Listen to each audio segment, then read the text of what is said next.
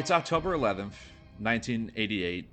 It's about 11:45 a.m. at that random bar that you and Scott had decided to find after leaving Summit Heights to share a drink with each other.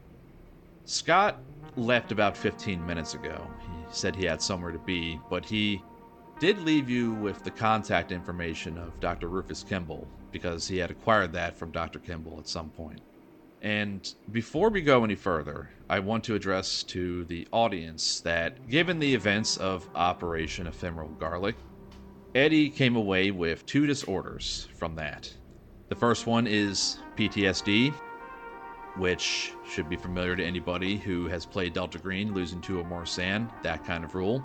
I've been building up to it for a while, that's for sure. It makes sense given his background in Vietnam war vet status. The other thing that is different is he chose to take electromagnetic hypersensitivity, which we're flavoring that as mechanically losing two or more sand results in the sensitivity really kicking in with a negative 20 penalty to Dex and PAL scores is kind of how we agreed on how that's going to work.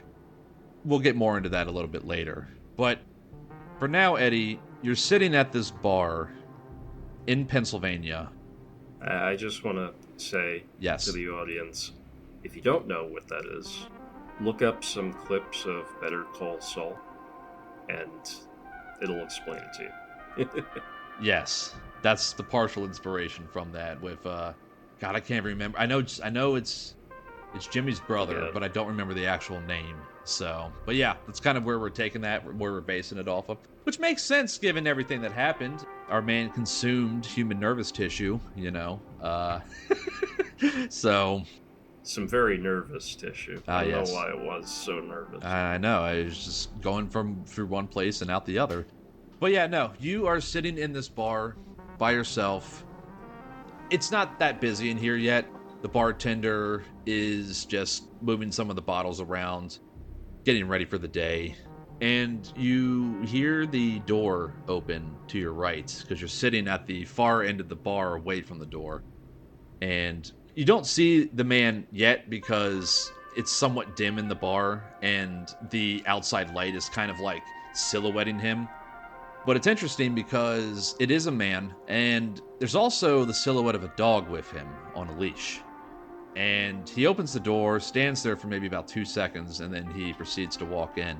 And you see now that this man, he looks to be about 5'8", Hispanic, really tan skin, short jet black hair, and he's wearing what looks to be, that you notice immediately, a combat jacket and combat boots and fatigues, essentially. And the dog that is with him is a German Shepherd, got black and brown fur, and just padding alongside him. And he comes over, and he doesn't sit right next to you, but he sits like one seat over from you at the bar. And the German Shepherd sort of walks around in a circle before it just lays on the floor.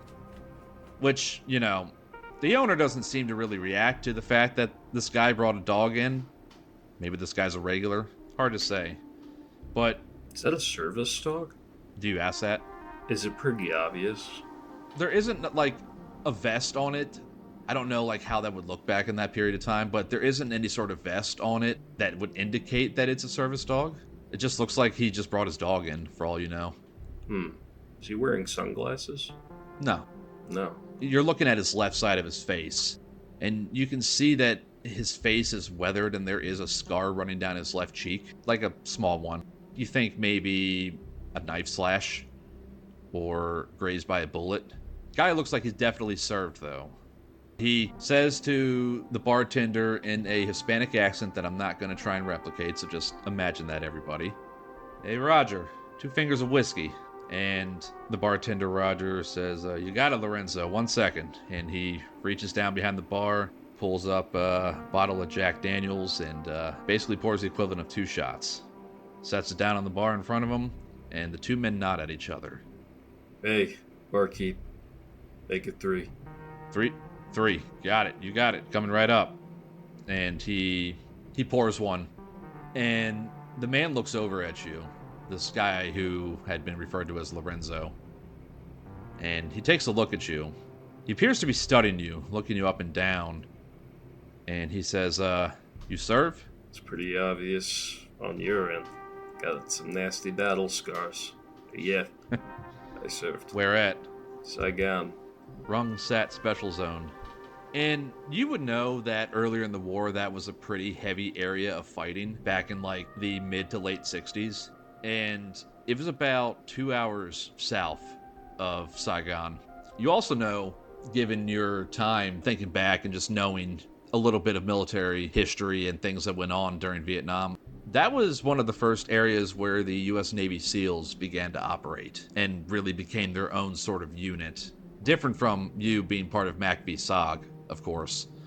But he says to you, is that whiskey for you or for me? Nah, that one's for me. So, SEALs?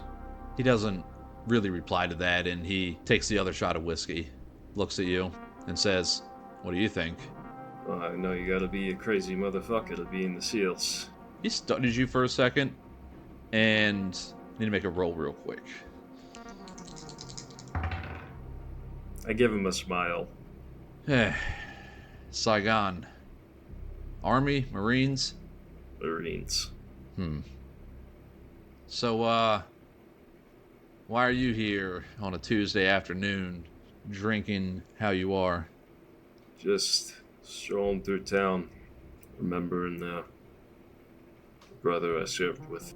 Yeah? What was his name? Vince Peterson. Vince. Strong name. Strong man. Don't think I served with a Vince Peterson, but I did serve with a Vince. He a good man? Yeah. He gave his life to my squad. He looks to Roger, the barkeep, and he taps 2 fingers on the bar. Roger seems to know, seems to understand. And 2 shot glasses come up. And he pours whiskey for him. And he doesn't really slide the 1 shot glass down to you. He kind of like moves it halfway. Grabs the one that was just poured, picks it up, and he says, that we continue to persist at all is a testament to our faith in one another. And then he raises the glass and says, to your buddy Vince. I raise it. And he throws the shot back. And I do too. So, tell me about your Vince. My Vince, he was a violent and irrepressible miracle. Like, the vacuum of the cosmos and the stars burning in it were afraid of him. Given enough time, he would wipe us all out and replace us with nothing, just by accident. Man was a force of nature, and yet no one is a force of nature when it comes to a bullet. Strongest man be removed from this earth. In that moment, you think back, this was going to be your moment. Vince lost his shotgun. The gray woman was upon him. You could see the life being drained out of him. He cried out and bayed for his life to be ended. He cried out for Scott to do it, of all people. Strange, considering that both of you had served, you and Vince had served in Vietnam, and you dove for that shotgun. And you took care of the threat, having been made whole and solid by the second signal interrupter that Scott was using, but you did Vince a favor. It's a horrific favor, one you have to live with for the rest of your life, but better to live and die how he did than to live a weak man, you think. And Lorenzo, this weathered, scarred up Hispanic man that walked in with his dog, the dog has just been laying on the floor the whole time, and he says, I'm at the end of a narrow funnel, friend. Weightless. So light it only feels like something to be me. You know, in truth, perhaps I'm nothing. I certainly don't have a soul. Not after what I had to do. And if I did, it would never ache. And he turns and he looks at you. And he says, you would be right to drown this shit in alcohol. Drown it until your neurons depolarize. till it's all gone and melted. People in the seals normally talk in riddles. You never read books? I don't know. Read Lord of the Rings? Yeah, but my Vince, he was confused when he died, I think. Confused and alone, most likely.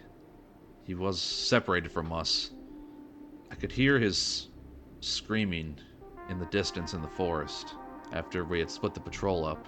Overcome with the awful surprise of it all, I think. What about your Vince? He died a nasty death. No long lie. Aren't they all? No, they're not all. I'd rather he had died in the bed surrounded by his family. But the world isn't so kind. No, it isn't. And at this point, the dog, the German Shepherd, gets up from its curled up position on the hardwood floor, and it approaches you and rubs its head and kind of headbutts your leg with its snout. And you look down, and it sits, and it looks at you. The dog seems to stare at you with understanding, regret, longing, but there's like a moment there between you two as you look into each other's eyes, and Lorenzo goes, yeah, Rusty never approaches anybody. Must be special or something. Or he likes you. I don't know. Interesting. Yeah, I'm special. All right. Don't think too big of yourself. I smile and pet the dog, because I know the audience wants me to pet the dog. The dog enjoys being pet. It's gonna go on for as long as we're talking. And my hand on his head. There's a moment of silence. The man named Lorenzo doesn't say anything more. And the dog just, after a bit, it's enjoying the pets, but then it just decides to go back over to Lorenzo and circle around and lay back down on the floor. It's just you two sitting at the bar, and Roger the barkeep behind it, and there's maybe like 2 other patrons, but they're kind of near the front of this bar restaurant sort of deal. Nothing is said for a bit, but a lot is understood. It's just 2 men having been in different parts of a foreign country, having been through the same thing with a man named Vince. And after a moment, the man named Lorenzo gets up and he goes, "Come on, Rusty, let's go." And Lorenzo nods to Roger. Roger nods to Lorenzo. And Lorenzo and his dog Rusty walk out, and it doesn't occur to you until he opens the front door to the bar and begins to walk out that he didn't pay for anything. That was a fair amount of whiskey that he had gotten and was throwing back and didn't pay for it. Roger didn't seem to care. It's kind of strange. So after he leaves and Roger comes over to take the glasses, I ask him, "Must be a good friend of yours, too." He is a man with much sorrow, much pain. It would take 1,000,000 years of evolution for his pain to end, or total reversal in the condition of the world, I think. I do what I can. Give it a little bit of a puzzled look. "Can you tell me a bit more about him?" He told you his story, didn't he? Started in Vietnam, lost his buddy Vince, got that dog after he came back and discharged. Dog is very well trained, sweet dog. I don't care that he comes in. Other people complain. He leans in. Fuck him. Yeah. He's a service dog, I guess, right? I don't know. It's never really said. He's with him everywhere, so maybe he is? Oh, he has that scar across his eye. Did he lose vision? Clarification, it was on his cheek, not his eye. So he could see you perfectly fine. He doesn't talk about it. And I don't ask. I won't press any more then. Let the man keep his secrets. Most men do have their secrets, don't they? Yeah, they do. And he hands you your change, and you collect your change, and the piece of paper that Scott gave you with Dr. Kimble's information, and you leave this bar in this small random town in Pennsylvania, get back in your cream-colored Mercedes-Benz rental car, and you head back to Brooklyn, New York. And you're thinking about the previous day's events. And it was a shit show. all around. But one good thing did come out of it. That boy's life was saved. And for Eddie, that means that's why you begrudgingly do what you're doing for the group.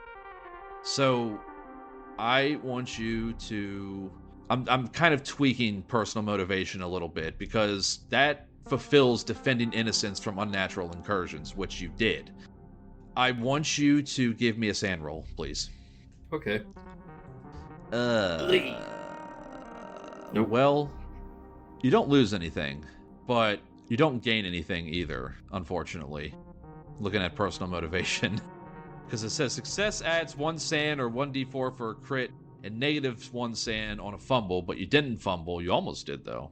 Oh yeah, for the audience, it was a 98 Over. over 36. And despite the fact that a little boy's life was saved, you get this gnawing feeling that ultimately it may not even matter. So you're left feeling kind of whatever.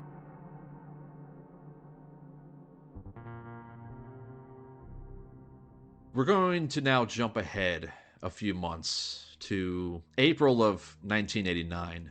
About a month ago, Eddie started feeling strange sensations there's no real good way to put it, but anything electronic.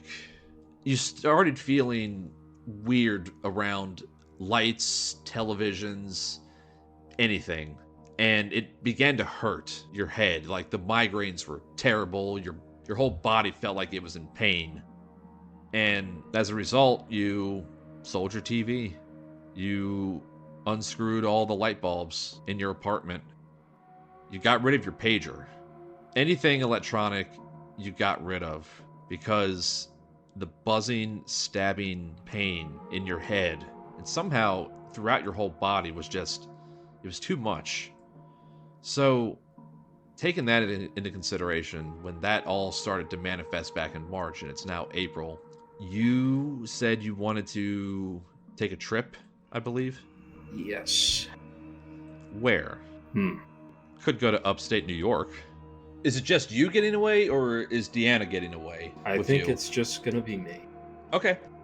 Our relationship is further souring because I went from a 9 to a 5 with her. Yeah, that's a pretty huge And drop.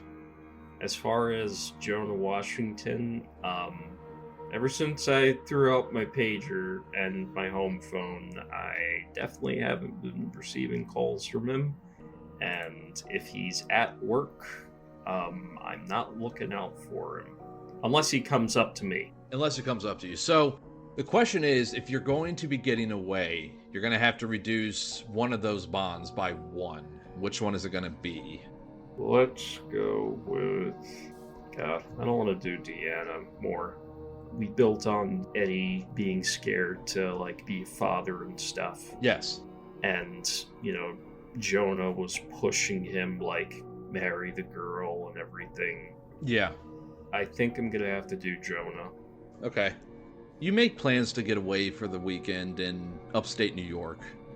And this comes in the wake of Deanna telling you with great happiness the weekend before that she's pregnant.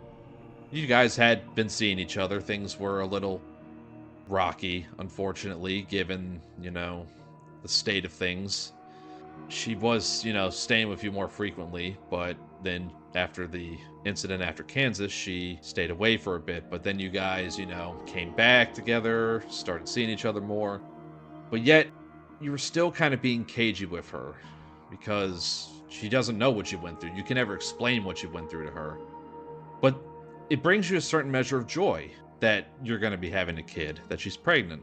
And even in spite of all that, you need some time to yourself, to think, to focus, to recharge. So you head north to the Adirondack Mountains, Mount Marcy specifically. Go deer hunting. So while you are in nature and while you are focusing on rejuvenating yourself, I would like you to give me a sand roll. And I will say that you have reduced your bond with Jonah Washington, considering that you gave up your pager, you gave up any means of contact with him, and the only way you would really see him is if you stopped by work. So yeah, go ahead and give me the sand roll. All right, we have a 48 over 36. A failure. However, you do still get to add 1 sanity, so put that back up to 37. You spend the weekend hunting, and you get a few kills. You don't bring anything back with you. It's not like you're going to mount a deer head on your wall. But it feels good to get away, to do something for yourself. Away especially from any sort of electronics, from any sort of artificial lighting. It's natural out here. It's rejuvenating. You can smell the trees. You can smell the air. Everything just feels vibrant. I think I probably camp out there too. Oh yeah, for sure. I mean, hell, if anything, maybe you cook some deer steak one night. Yeah, get some worms. We're all about it. Yeah, I mean, you lay under the stars, the natural lights, all but gone. The only light there is the campfire, the smoke wafting through the air. You're laying on your back. It's peaceful. It's good. You do fall asleep, staring up at the sky. And I would like you to give me a PAL ×5 roll, please. Oh boy. Alright, that is a 41 under 55. The sounds of all the crickets chirping, all the trees with their leaves rustling, the wind occasionally whipping through, pulls you into a deep sleep. Normally your sleep is restless and not great, to say the least, given that even with all of the measures you've taken to mitigate your sensitivity to electronics and light and everything of that nature, you live in a city. In the city of New York, there's nothing but lights everywhere. But out here, you actually do find a measure of peace, and you do find a measure of sleep. And the weekend comes to an end, and you're sad to leave, because, damn, it would have been great to have stayed longer, Would have been great to just escape. You get back to the city. It's about to be a new week. It's Sunday evening. You enter your apartment. You have to go to work the next day. There's no getting around that. So you go to sleep. And I want you to give me another PAL ×5 roll, please. 29 under 55. You're a little bit more restless in your sleep than you had been when you get back home. You do dream. A strange feeling. Looking out at the water. Maybe you should just wander off into the sea? Just leave it all and walk in? He breathes a sigh. So tired, even after his vacation out into the wilderness. He gets up from the sand of the shore and begins walking across the water towards the moon. It's a nervous shadow cast into the world by you, eating away at reality. A great, maybe unnatural territory. It's, again, a strange feeling, walking on the water. Maybe you should just wander off into the sea, leave it all, and walk in, walk away. It's tempting.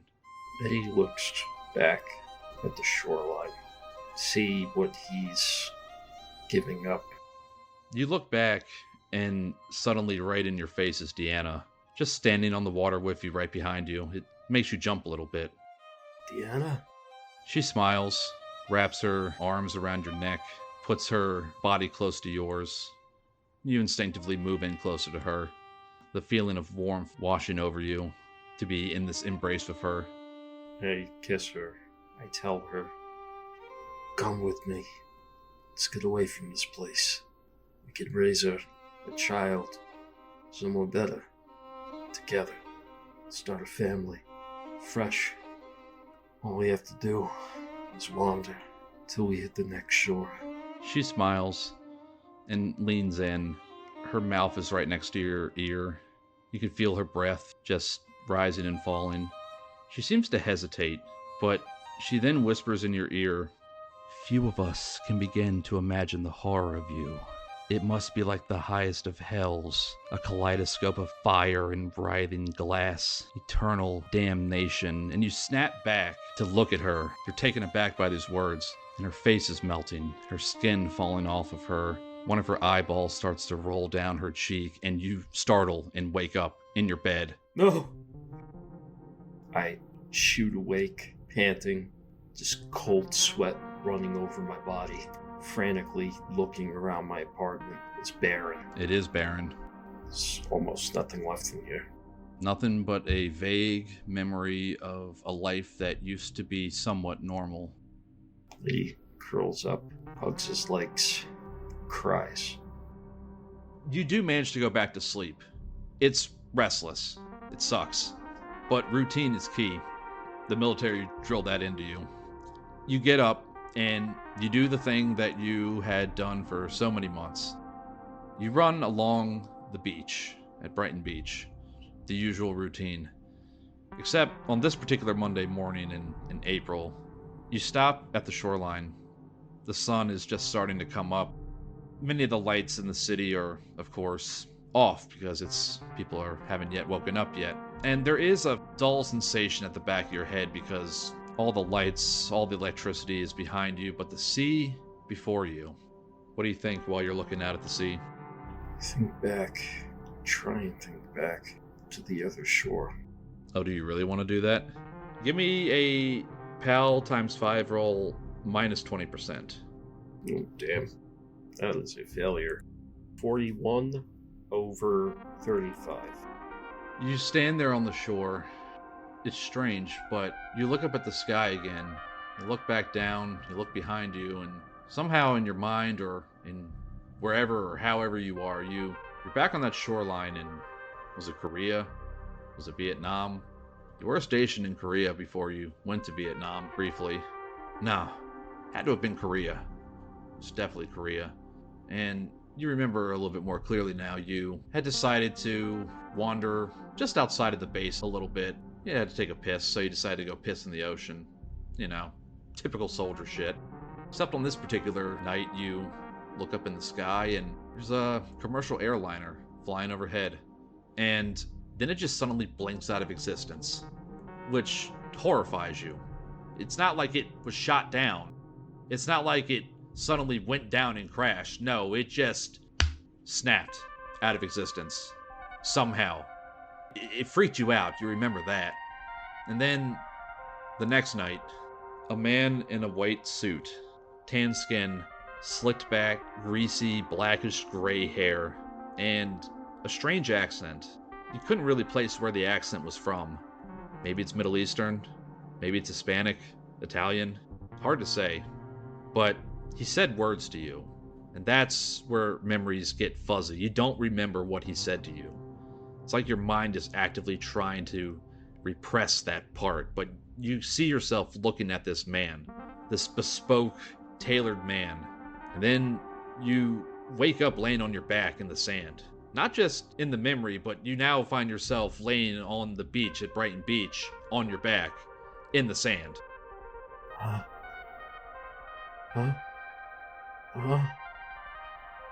How? You lean up at the waist, looking around quickly. You were just standing a few moments ago. Any reaction, anything you want to say out loud quietly to yourself? Anything at all? Like, what's that looking like? What the fuck is going on? Why can't I remember? We've fast forwarded to May of 1989. And Eddie Vittorio, you are heading south out of the state of New York. Yeah. Where are you headed? Eddie's going to Port Tobacco, Maryland, to meet up with a friend-ish. It's about a 4-hour drive from Brooklyn down to almost southern Maryland, but not really southern Maryland. And you drive through La Plata. It's a small-ish town. You drive through a little thoroughway. There's all these shopping centers around on either side, a few car dealers, and then you see a sign for Port Tobacco, and you pull off going right. And it is remote. And following a map and directions, you will eventually see signs for the Rose Hill Sanatorium. Eddie, during this ride, it's quiet. He doesn't have on music. He doesn't own a car. He rented this, and He had to go to a couple places because he specifically wanted a car with as many old parts as possible and no radio. It's bothering him. So he'd rather not have to deal with that the entire time. Yeah, no, that makes sense given your condition that you find yourself having, which part of the reason you're coming down to see Dr. Rufus Kimble. I told Deanna that I was going to see a friend out of state for a few days. Yeah, and she was understood. She knew that you had been dealing with some strange issues recently, but was still delighted that, you were receptive to having a kid and that the kid with her would be yours. So you know that the address that was given to you, so you do see this elaborate building, and you realize the property is huge, but you were given a more specific description of a house because it is the weekend.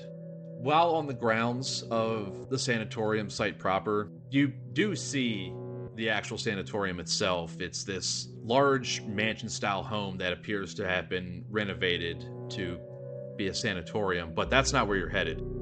Instead, you turn down a gravel path that leads back a little bit away from Rose Hill Sanatorium, and it's this tall but small house. And out front, you see a lavender Volkswagen Beetle parked out front of the main door, and you pull up next to that, and you get out. Weather about this point, it's about 70 degrees around this time of the year. And as you step out, I need you to make me an alertness roll at minus 20%, please. Oh, rolls already. Yes. That is a critical success. 11 under fucking Jesus fucking 48. Christ. Okay. Oh no! So, Oh god. you step out and you close the door to your rented vehicle. We'll say that it's just the Honda Civic, a few years older than the present year. And you look around the area.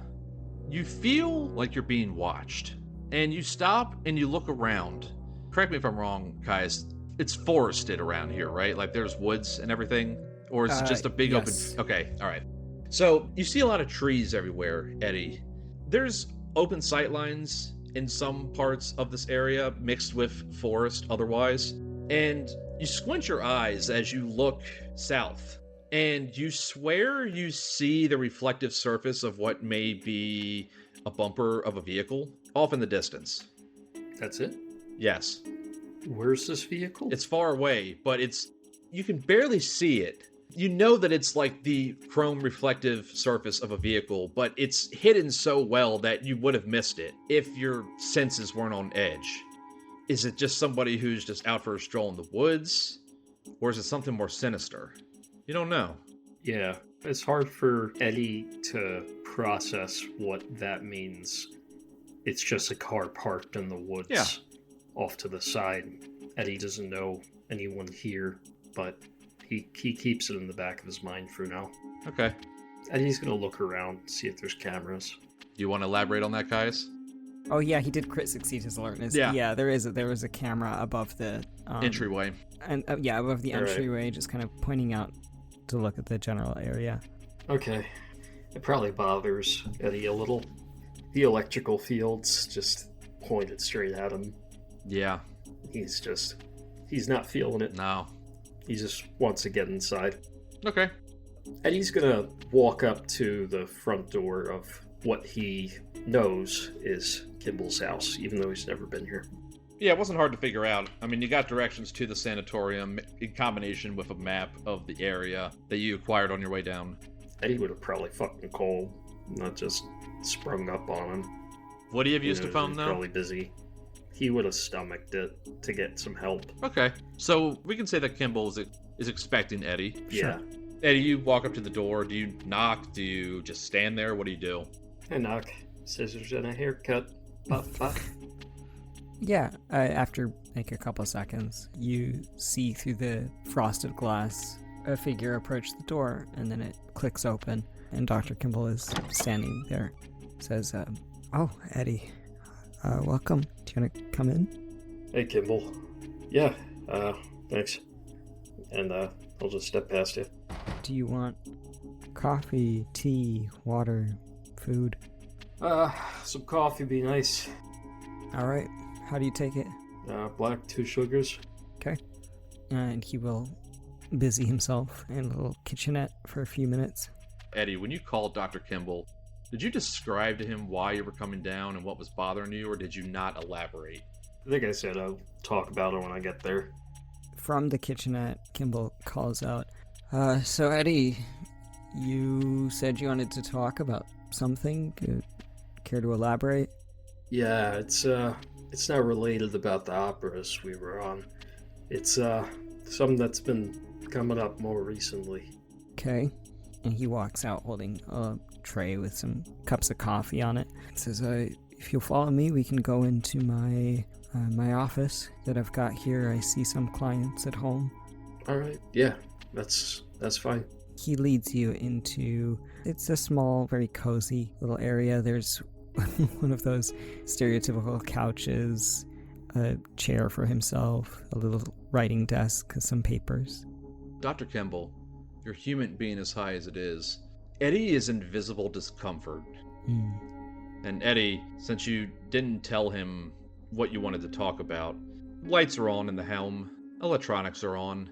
It feels like you're being suffocated, but you grit your teeth and you bear it. Yeah, at least until we get to the office. Yeah, he'll set down the tray on a small table by the couch and gesture for you to sit down. Yeah, I'll sit on the long couch. You mind shutting the light? Certainly. Would you mind if I opened the blinds then? Yeah, sun's fine. Okay. I prefer natural lighting recently. Sure. And he will acquiesce. He will close the light and draw open the blinds. Eddie lets out a deep sigh of relief. The suffocating feeling immediately goes away when the lights go off and natural sunlight is filtering in. That's a lot better. It sure looks like it. What's going on? Huh. Where to start? I never been to a shrink before. They offered at the VA, but those guys kind of suck. And you say the wrong thing, and then next thing you know, your pension's gone, all your benefits. Who knows? They put you in a fucking sanatorium like the one over there. Right. But you're an expert on the human mind, right? You got a PhD and shit. Well, I'm a medical doctor. Yes. I've been having problems with electronics recently, ever since the last operation. Right. In what way? It feels like asthma, like needles on the skin. It's uncomfortable. Is it all electronics? I haven't tested everything, but phone lines, lights, car radios, pages. I don't even have a TV in my house. I had to sell it. I had to pawn off every little thing that I plugged into a wall. I even took the plugs out. I had to save them because I rent the place, but the apartment's pretty barren these days. That's fascinating. Didn't want to tell quack doctor at the VA about it. It probably wouldn't do much. Figured maybe you know something. Well, to me it sounds psychosomatic, which doesn't mean it's not real. It means that something that impacts you psychologically is being translated to impact you physically as well. This choking feeling that you're bringing up, that's a somatic reaction, a physical reaction to something that frankly has no way of affecting you in such a manner. You say that, it clearly has deeply affected your life in a very short period.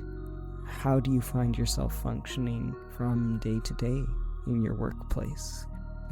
Obviously at home you've stripped out all the technology, but what if you go in public? I've been staying near the shoreline.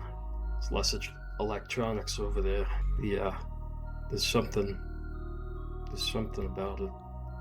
I don't know if it's just the electronics. Do you... But at work, I asked the guys around my desk if it was cool with them, and they were fine with it. I work in the corner, so I took the fluorescent light bulb out over my desk, and it's mostly paperwork. We have computers, but I could work without them. Okay. Phone calls, that's the hard part. But, I've been crawling under my desk. Eddie, I have a suggestion for a treatment that might help. I've seen it help in psychosomatic cases before, if you're open to spending the night. There are certain medications. There's a medication that I would like to administer to you, and then attempt hypnotherapy, if you've heard of it. Hypnosis? Yeah. Like the carnies do? A little more legitimate than that, but yes, it is something that we use in our practice. Okay, I could try it. I drove all the way down here. Okay. There was some other things I wanted to bring up. Aside from that, my memories. I wasn't so concerned since before we all met each other, but lately they've been popping up more frequently after the operations. And you saw what happened when we were in Pennsylvania. I was sleepwalking out in the rain on my bare feet. Mm-hmm. These memories, do you mean flashbacks? No, it's more than that. I'm there. I'm walking towards the moon, on top of the water, before I wake up. There's always something horrible waiting for me. Eddie, have you ever been diagnosed with post-traumatic stress disorder, also known as shell shock? No. I thought I may have had it for a while. I know some guys at the VA who have it, but they look a lot worse than me. Well, I know I that... got the 1,000-yard stare yet?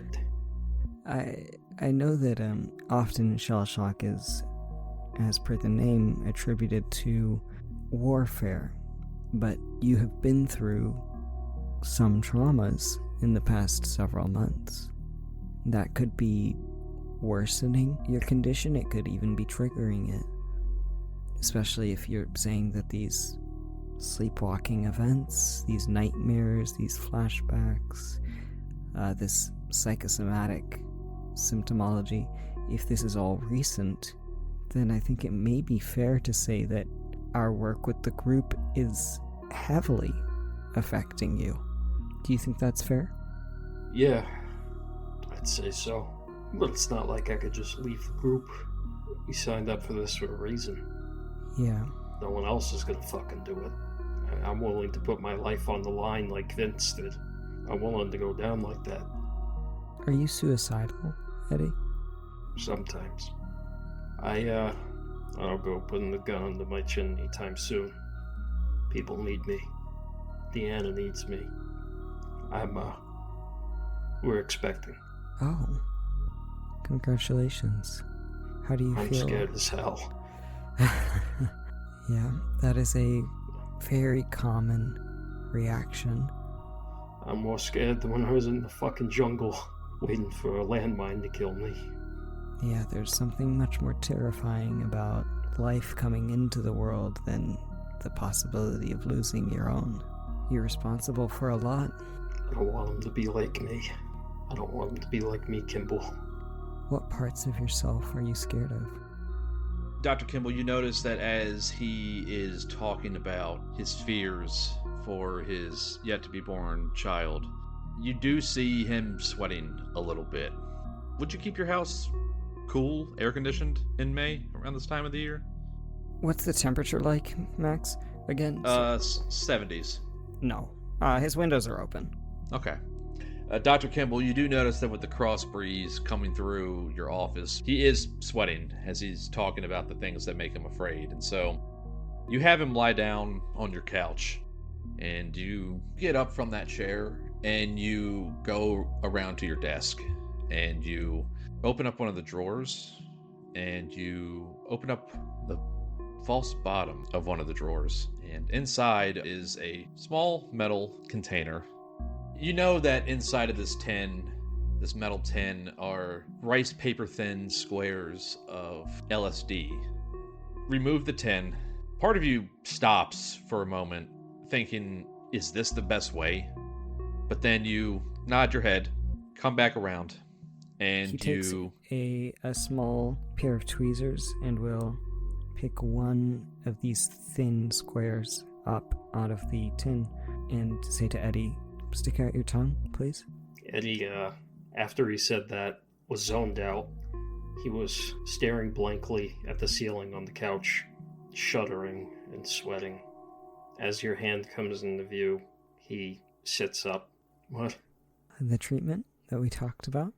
We're doing it now. Would you prefer to wait? No. What is that? It is a thin piece of paper that a drop of LSD is placed onto. LSD?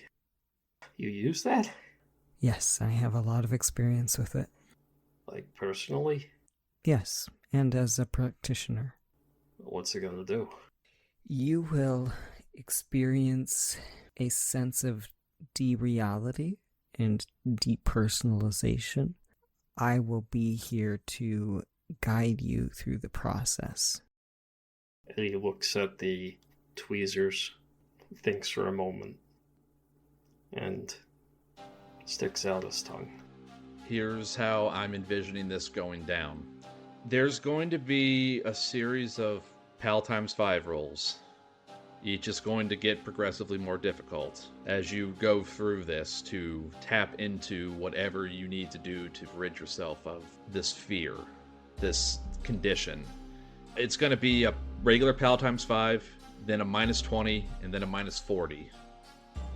Okay, so, Eddie, as Dr. Kimble takes this paper-thin sheet of LSD and places it on your tongue, you close your mouth. You can feel it dissolve against your tongue, and you lay back on the couch, and I need you to make me a PAL times 5 roll, please. So when does this start working? Pretty quickly. Well, that's a fail. That is a 64 over 55. Caius, as Dr. Kimble, begin the treatment. So, Eddie, I need you to start at your toes. Start on your toes? Mm-hmm. I need you to, without touching them and without moving, just concentrate on your toes. And now move to the base of your feet, the top, the ankle. Let your feet go. Move to your shins and feel them leave. Your knees have dissipated. Your thighs. Can I cut in briefly, and then you can continue? Yes. So, Eddie, as he's describing you starting from your feet and then moving up to your thighs, you find yourself walking into a body of water, into the sea, and you can hear Kimble's voice in your mind as you slowly begin to walk. First at your feet, then up to your ankles, and then you just slowly start walking into the water. Continue, Caius.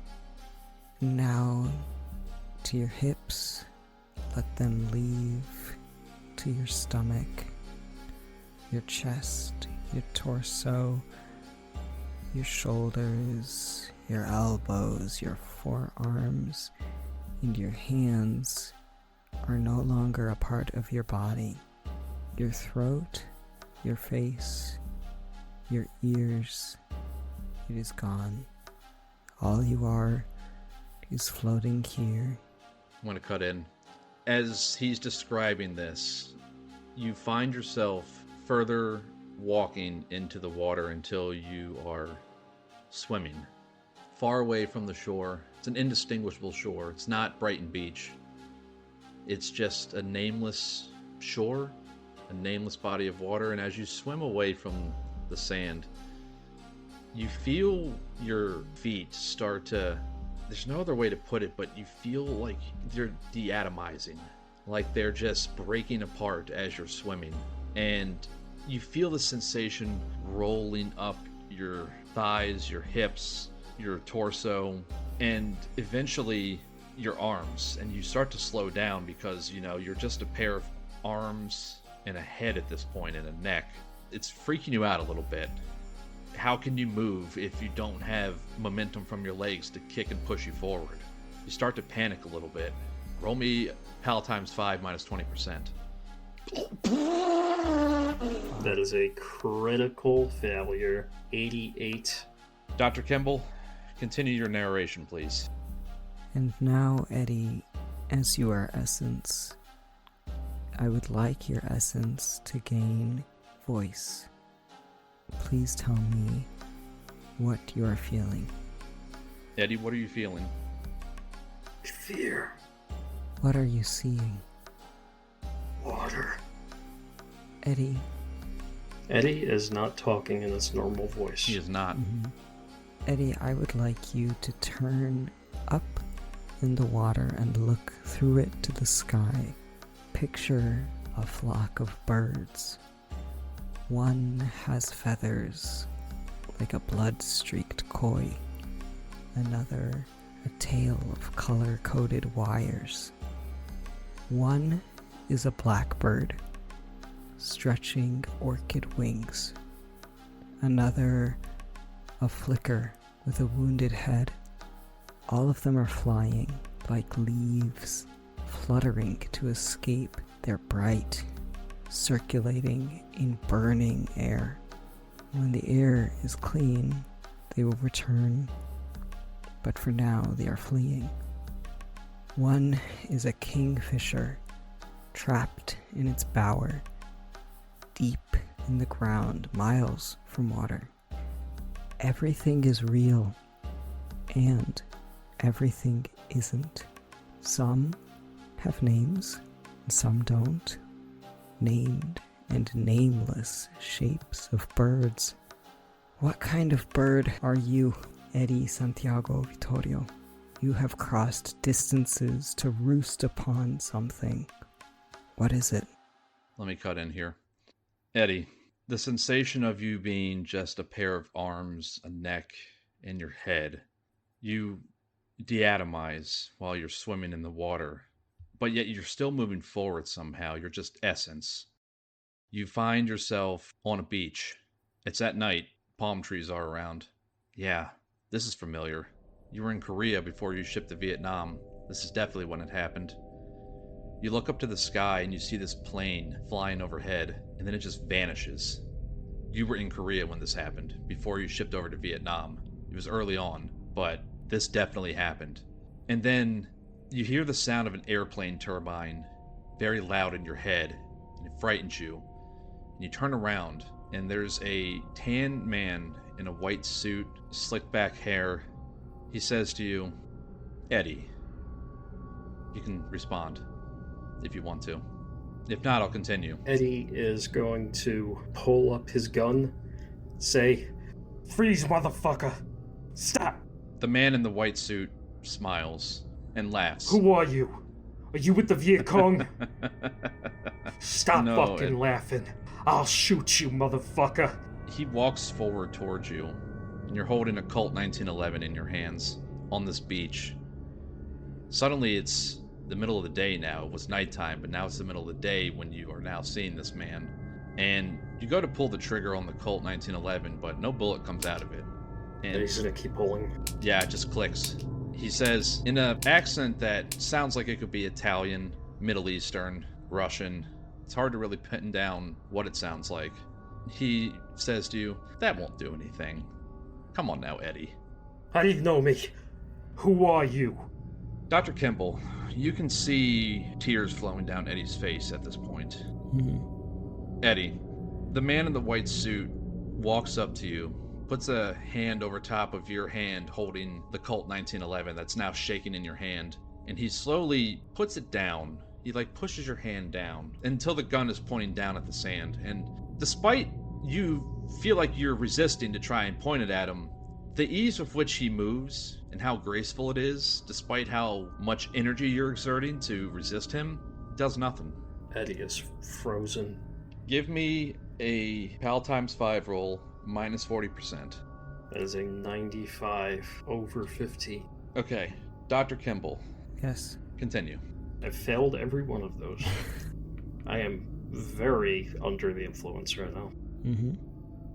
Eddie, what shadows is your bird flying from? Again.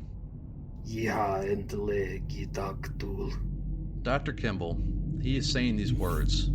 Strangely, sounds like words that the Sanderson girl has said in the past. The language he refuses to learn. Yeah. Kimble will close his mind to it. Does he close his eyes at all, or do you continue looking at Eddie? He continues watching his patient. Okay. Eddie, the man in the white suit who is holding your hand down away from him with your gun pointed down at the sand. What are you doing? He smiles. It's a wicked, evil smile, and he says, Who the fuck are you? You're my puppet now. Yeehaw infle githaktul. Yeehaw infle githaktul. Dr. Kimble, Eddie shoots up from the couch. Eddie, a flood of memories come rushing back to you when you hear those words again. Anger, pain, and yet also you find yourself laying out on a table. You're looking down at your body, and it's been surgically cut open. And there are these hazy figures that are just distant and out of sight, but they seem to be hovering over you. But there are these colorful lights that seem to be pulsating and gyrating around them, and you hear these weird clicking noises. You see a metal implement or some sort of implement come down and grab a piece of your flesh and hold it, and then another implement comes down, holds another piece of your flesh, and then they begin to sew you back up. Dr. Kimble, with a surprising quickness, Eddie's gotten up and he's moving towards you. Eddie, you don't know what this means necessarily. You have no idea what those words were, but you need to kill. Fuck off. Dr. Kimble, he's moving towards you, and there's a look on Eddie's face. It's hard to describe. It's a mix of rage, utter terror, but he's moving towards you, and it does not look good. Can I roll a human to just ascertain if he's going to physically attack? Yes. You would have been good if you hadn't rolled that critical failure, by the way. Oh, yeah. I rolled horrible. That is a success at a 47 under 76. You've seen this look before in some of your patients who have had violence in their eyes, much like Eddie does now. I've seen this look before in Eddie's eyes when he shot Vince. Mm-hmm. And Kimble knew who was coming to his home today, and Kimble watched this man kill another good man just months ago. So from his waistband, he pulls out the 8.75 and shoots Eddie in the leg. Give me a firearms roll. My base firearms? Yeah. Whoopsie doopsie. Do I get anything because it's point blank? Oh, yeah, probably. Yeah, at plus 20. That is a failure at a 68 over 40. Dr. Kimble, Yikes. you pull this strange revolver from another dimension that you still have the bullets inside of it. You are scared. You try to shoot Eddie in the leg. The gun goes off and it strikes the floor. You look and you see Eddie's eyes go black, literally all black at that moment. Uh-oh, I did bad. I mean, so, Eddie, tell me what's going through his mind right now. I want to hear what you have to think, what you have to say. Eddie feels the pain of every single cut of that surgery. He was awake, and he was screaming, and they did not stop, and he did not faint. I want you to give me an unarmed roll. Beat my ass.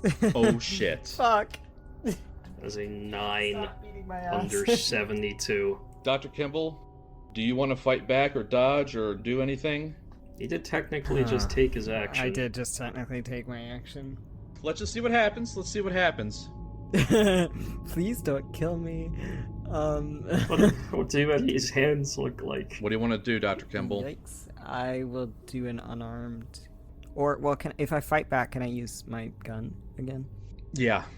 And that would still be with the point blank? Yes. That's a success. Oh! It's a critical success at a 33 under 40. Oh my fucking god. Yeah. You beat me. So this time, Kimble aims for the torso. He was aiming for the leg because obviously that would be far less damaging. As soon as he sees Eddie's eyes go black and he starts gunning for Kimble. Does he have to make a sanity Oh, roll? Oh yeah, I will. Yeah. I will. We'll get to that. We I will get will. to that. Yes, sir. As Okay. soon as he sees Eddie gunning for him, Kimble will just move the gun up a couple inches and shoot again and strike straight in the abdomen. Roll me the d10. Oh god, I forgot it was a D10 for this thing. That's 7. And considering that it's a crit, How much do I take? Shit. holy shit. How much health do you have, Eddie, overall? 14. Okay. Well, that's right on. I'm a doctor. I All can right, fix well, it. okay, so here's what happens. Eddie, the enemy just tried to shoot you in the fucking leg. So you advance on him, and you grab the enemy by their shirt collar. And Dr. Kimble, he grabs you by the shirt collar. You put the gun right at his chest and fire. Oh shit.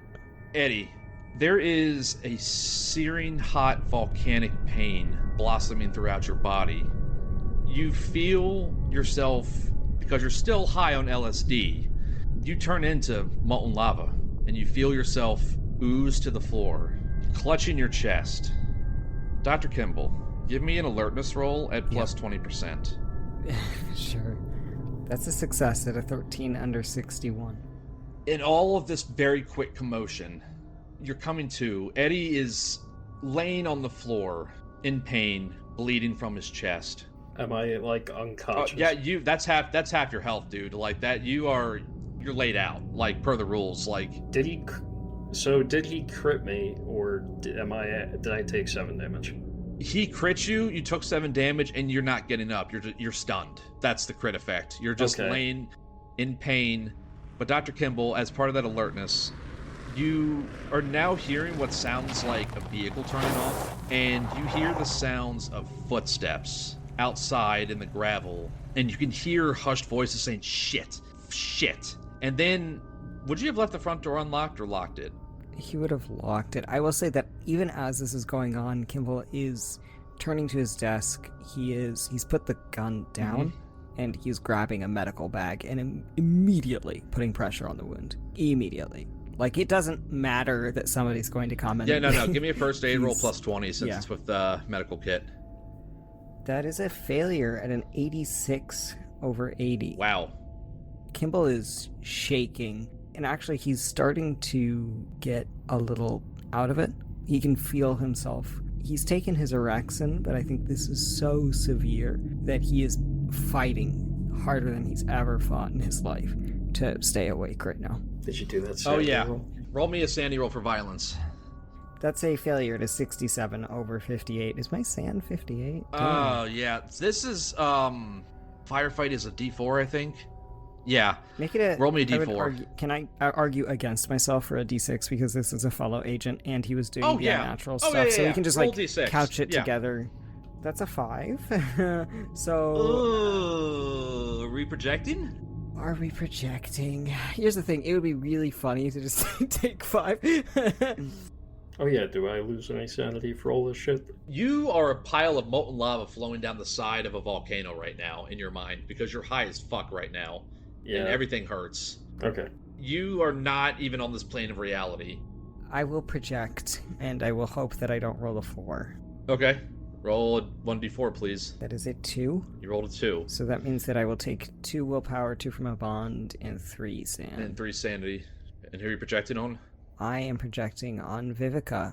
She is at 6, and she will now be at 4. And Max and I know what happens when she gets to 0. So, Dr. Kimble, your hands are shaking. You weren't expecting this. No. You hear the sound of 2 sets of footsteps now in your house, coming back to where you are. You look to your left.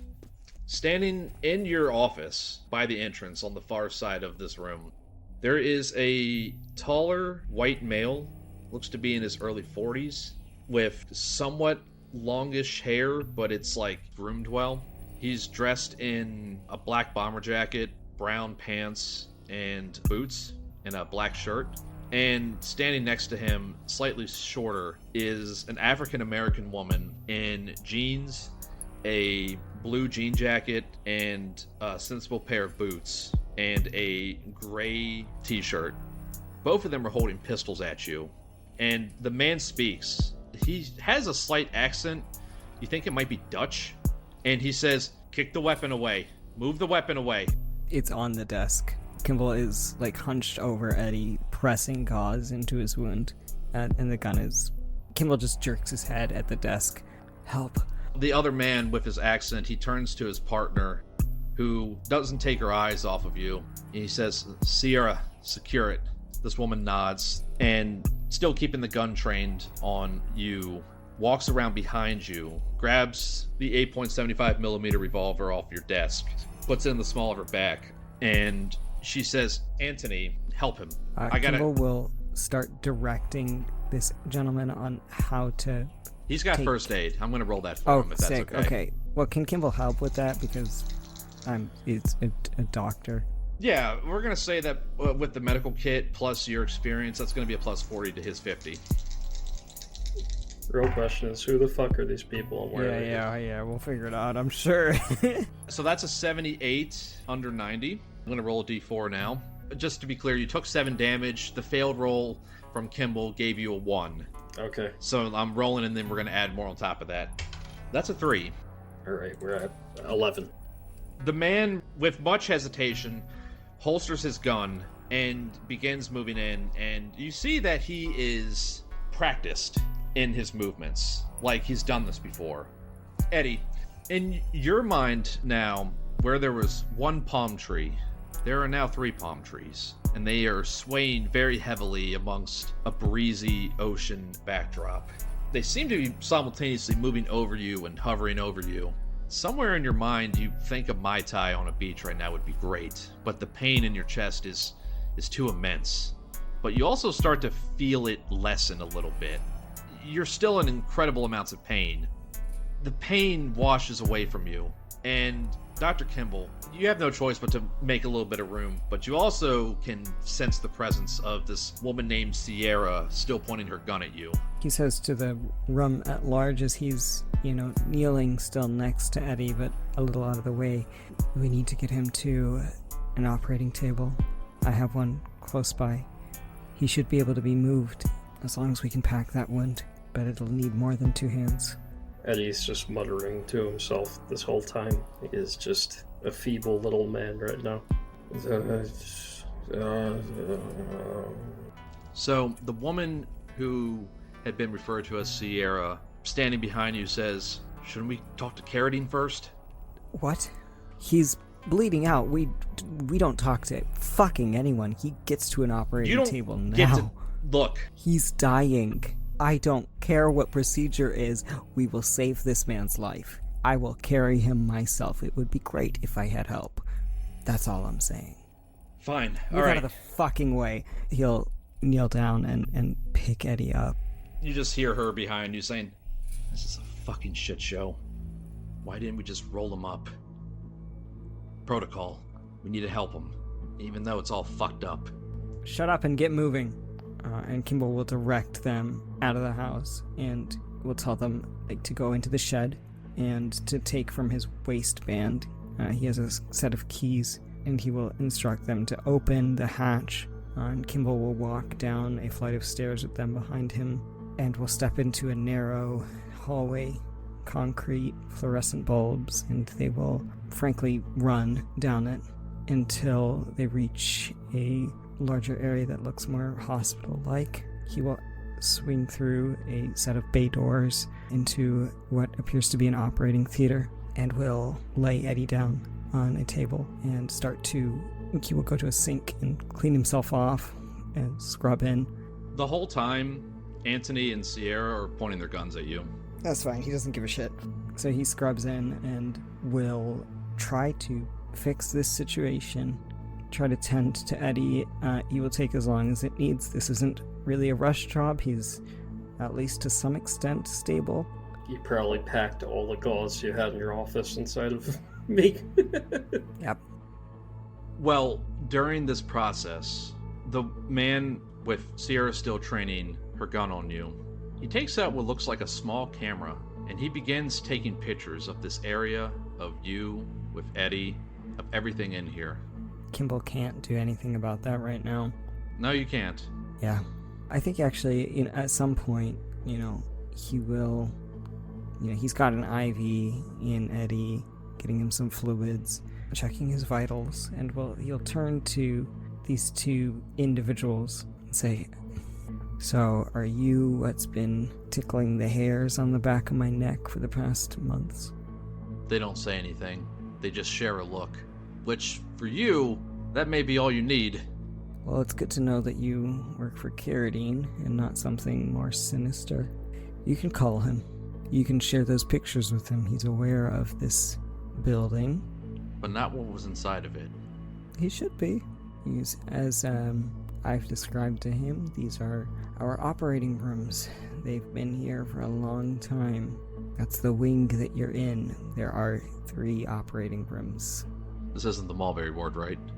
I'm asking out of character. This is the Mulberry Ward. This is? Okay. It is, but we are in one side of it, so unless he's gone out, which I figure they probably haven't left just one of them alone with me.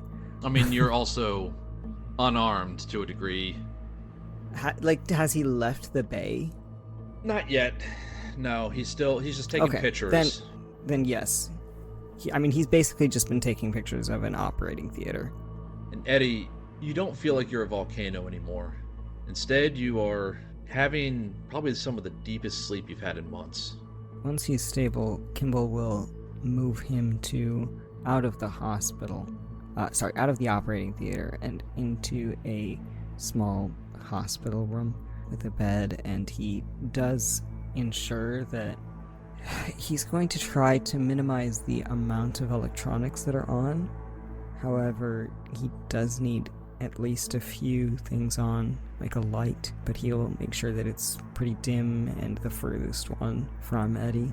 And then he will look at the 2 individuals who I assume have followed him in here, and will say quietly, "Can we fucking call Carradine now? Or do you want to tell me what's going on?" They share a look again. 2 operatives who have worked together for quite a long time, you surmise. No easy feat considering...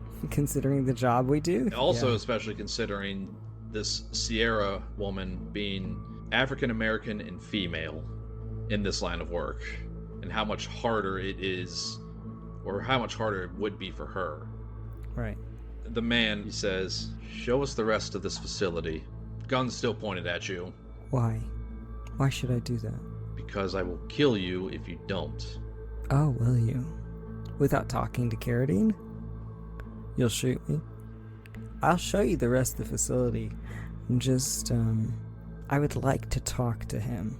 Show us the facility. Together, first. And then we'll talk to him? You're in my Sierra home. Speaks up and says, "Drop the fucking attitude, Dr. Kimble." Oh, you know my name. Okay, that makes sense. Let me remind you who has the gun pointed at you right now. And Anthony looks at her and says, "Relax, we're in control. We knew this could happen. We knew that something could come up. Carradine was prepared for this." Was he? That's interesting. You went against the group's orders. Did I? Carradine told you not to construct this facility, and yet he knew you would do it anyway.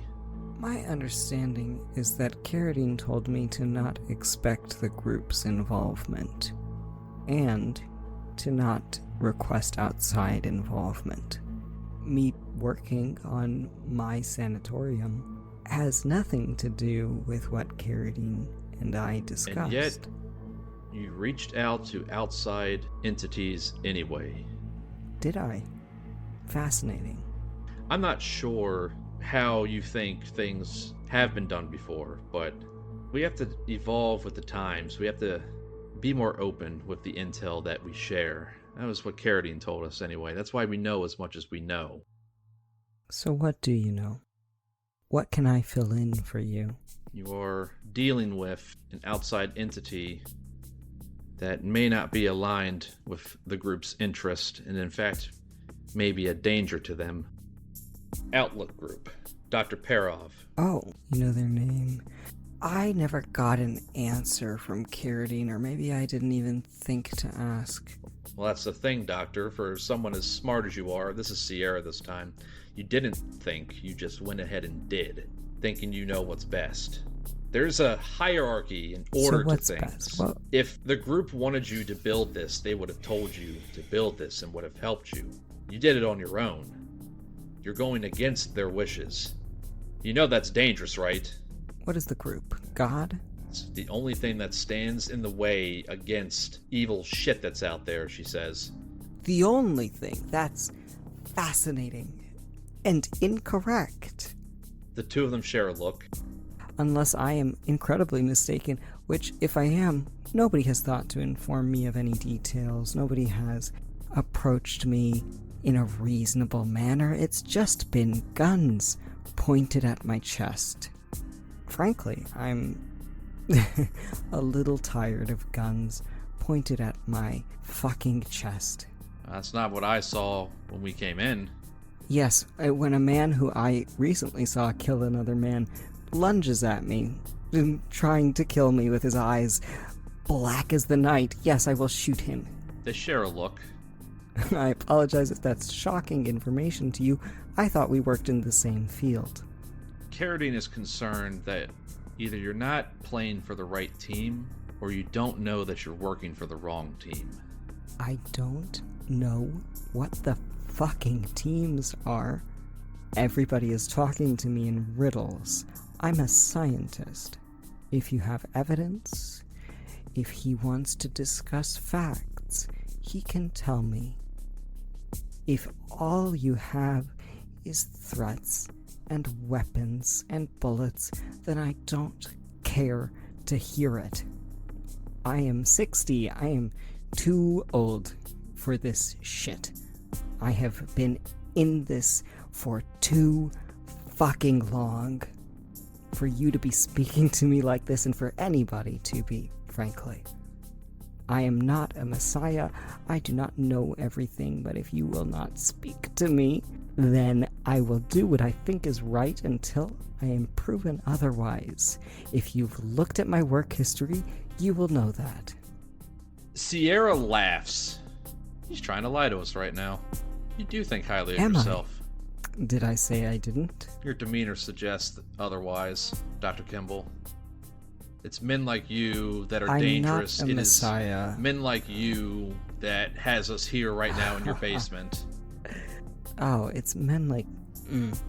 Don't fuck with the natural order of things. What is the natural order precisely? If you don't have the answer to that question... You work with the group. I was conscripted by you motherfuckers in suits. Weren't we all? Anthony says. Yes, and nobody is talking to me, and nobody is telling me a goddamned thing. Except don't do this, you petulant boy. It is laughably unprofessional. It is laughably ineffective. Sierra makes more of a show of stepping a little bit closer to you with the gun. Don't you ever just shut up? No, I fucking don't. Is that shocking to you? Get the fuck away from me with your guns. I am tired of it. You are not scaring me. It is frustrating. I am tired. I have been very clear. All I want is clear, direct answers. And if I'm not getting them, I will react according to what I think and have seen is right. And if it's wrong, tell me. Fuck's sake. God. And he just runs his hand through his hair and starts laughing. Is there a telephone down here, by the way? Yes, there is. Outside of this hospital room is like a little desk area, almost, where his computers are that would be linked up to security cameras. And there's a telephone. Anthony's gonna say to you, where's your phone? You have to have a phone down here. Take us to it. Okay. You lead them to the phone. He'll step out of the room, and it is just across, like a couple meters away. There's a phone. Anthony picks up the phone, dials, still has the pistol in his hand, but at this point, he's not pointed at you, but Sierra is still pointed at you with a fierce determination in her eyes. And how old is Sierra? She looks to be in her mid to late 30s. Okay. Kimble is furious, but also a bit amused that this young woman thinks she's threatening. So, Anthony, so it's a one-sided call, but you hear, this is Anthony. Yeah, shit went sideways. You know somebody named Eddie? Okay. Well, we're in his house now. What do you want us to do? What do you want us to tell him? And there's like a little bit of silence on the other end of the phone. And then you hear, He talked about what is needed from him, is what he says. Some silence. He looks over at you, looks back at wherever the phone is. He looks like forward again. Okay.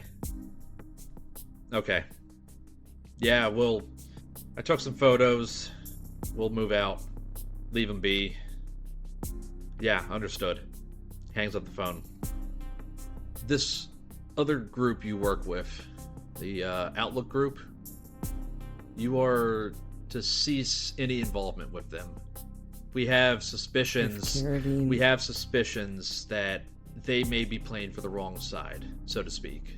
And even I don't know much beyond that. Apparently they're still trying to work that bigger picture out, but they are not aligned in the best interest of humanity, to put it plainly, is what Anthony says. Is that crystal clear enough for you? It is clear enough for me to give Carradine a call in the morning once Eddie is safe. Good? The two of them share a look between each other. Yeah, I think that's good. Sierra's relaxes, you can tell, a little bit at that. Would you like more pictures? I can show you the rest of the fucking ward. It's still under construction. So question, where's the Sanderson girl at? Out of character. Honestly, she's a couple doors down. Anthony will say, yeah, show us everything. We need to see everything. Okay, give me a moment. And Kimble will set up a door alarm on Eddie's door so that if he gets up or starts moving, it will ring throughout the entire ward so that Kimble knows to haul ass back to him. If it wasn't clear, Caius, your house was bugged also. Oh. Yeah. Yeah. I'm getting that now. You lead them around to the areas that they didn't get pictures of. Yeah, we walk around the hospital bay. And when they pass by the door to where the Sanderson girl is, I mean, she's in clear view, right? Yes, obviously there's a door, but there's also a big observation window. There's a look that you see cross over Sierra's face. It's a look of disgust. And actually, I'm going to see if she, I'm going to roll pal for her real quick. Her pal? Okay. The first time a woman is interacting with Kimble on the show. And you don't have any control over her? You're right. Yeah. A woman he hasn't hired or lobotomized. Yeah. She sees this girl, and she sees you, and you can see this disgusted look on her face, and you two lock eyes, And she says, "What are you, a fucking pervert?" Kimble tilts his head. He looks and is genuinely surprised by that comment. No, You can't control me. I'm a doctor. That scares you. That unnerves you. What, you didn't think we got a little bit of a background on you, Dr. Kimble? She says. Well, clearly not if you think I'm a pervert, but... I mean, why else would you keep somebody locked up in here? Because she's undergoing treatment. Long-term treatment. Or at least it's becoming long-term. Whatever. Show us the rest of the place. Okay. And you do. Yeah, he does. They take pictures. He walks him through the hospital bay and then into the residential unit, which we haven't described, so that's why I'm doing it. And it's almost fully built at this point, or refurbished at least. There are 5, what on the outside look like apartments, just underground. He will take them into one. It is incredibly secure. It is fully furnished. It is a perfect home for somebody to live and die in, is what their impression would be. Okay. They take all these pictures. They get back towards the entrance of the tunnel that leads back up into the the shed. Anthony says, "Remember, cut your involvement with Outlook. Understood?" Can I take a human on him? Sure. What are you trying to accomplish? I am just trying to see if I respect him. It's a success. A 67 under 76. He means business. Is he experienced? Oh yeah. And does he care? Is this a man who is doing the job just to follow orders, or is this a man who is doing the job because he's good at it and because he truly believes it matters? Both. You get that sense. I also forgot to mention he's a big motherfucker. Dude's built like a brick shithouse. I totally forgot to mention that. So, like, in comparison to Sierra, she's, like, dwarfed. But, like, she's 5'9", right? I mean, he's, like, maybe 6'3". Still shorter than you, but, like, this man could break you in half. He could break Eddie in half. Okay. I think, this reason I'm rolling human on him and not on her is because I think Kimble already has ascertained that from her. I mean, Kimble doesn't respect her anyway, let's be honest. And he She's doesn't a woman. respect him, so I mean, frankly, yeah, he wouldn't be taking the time to analyze her because he thinks he knows her already. Kimble will look at Anthony and nod and say, "I will give Carradine a call in a couple days. Are you going to be in the area?" They share a look. Sierra turns to you and says, "No." Oh, interesting. Okay. Considering that we're compromised now, to a degree, no. "I think we're done here," she says, and kind of like backhands Anthony on his beefy arm. Can I have my gun back? Anthony. "Yes, Sierra." She pulls the strange revolver out from the small of her back. "Does this look like any kind of gun you've ever seen before?" Would you like the tale about it? It's riveting. "No, I don't think you're getting this back, Dr. Kimble," Anthony says. It's a mindfuck for sure. And he will step back down the hatch and just click it shut at this point. Yeah. And now we're gonna go back to Eddie. Your chest hurts, but there's no lights on. That's a relief. You slowly crack your eyes open, you're laying on your back on some sort of table, and your chest hurts. Did somebody shoot you?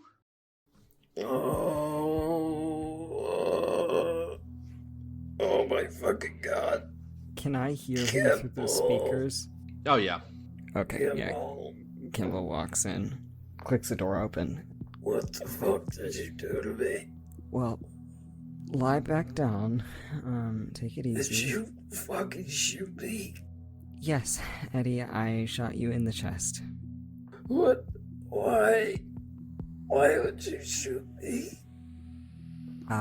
Eddie, your eyes turned black and you came at me with intent to kill.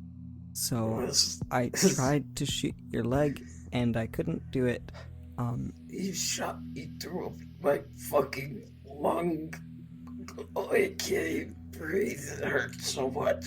I'm going to increase your morphine. Oh my god. What the Please. fuck do I... What the fuck do I tell Deanna when I come home with the gunshot through my chest? Nothing internal was significantly damaged. You've received My a lot fucking of treatment. lung is significantly damaged. It feels like it, but I promise your lung was not punctured. Just for the moment, relax and we will deal with Deanna after you get some more rest.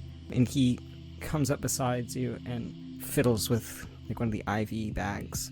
And within about 20 seconds, you feel euphoric as the morphine hits. The shit, man. Oh. I haven't had this in so long. Oh my god. Eddie, you scare me. You scare me. Well, then I suppose we make a good team.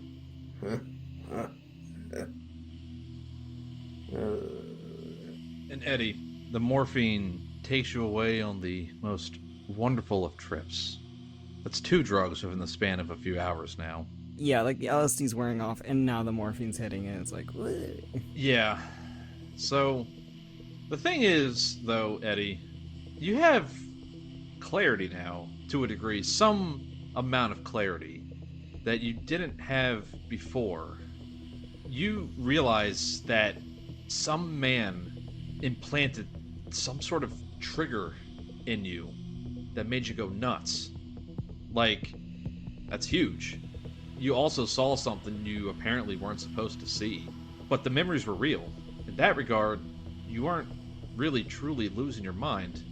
I want you to roll me, because I was originally going to have you roll me a 1d10 to regain sanity, but because you got shot by a fellow agent, I'm reducing that to a 1d6.